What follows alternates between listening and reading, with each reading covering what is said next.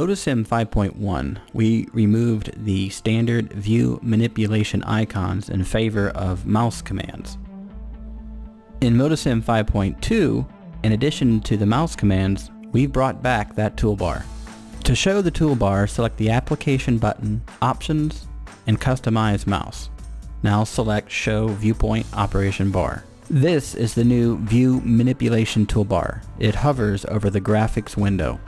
Select the method of manipulation with the left mouse button and execute with the right mouse button. We have Zoom Window,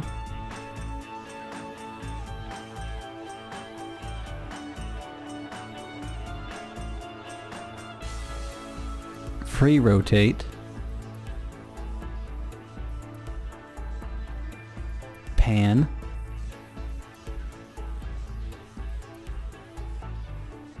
Rotate about Z,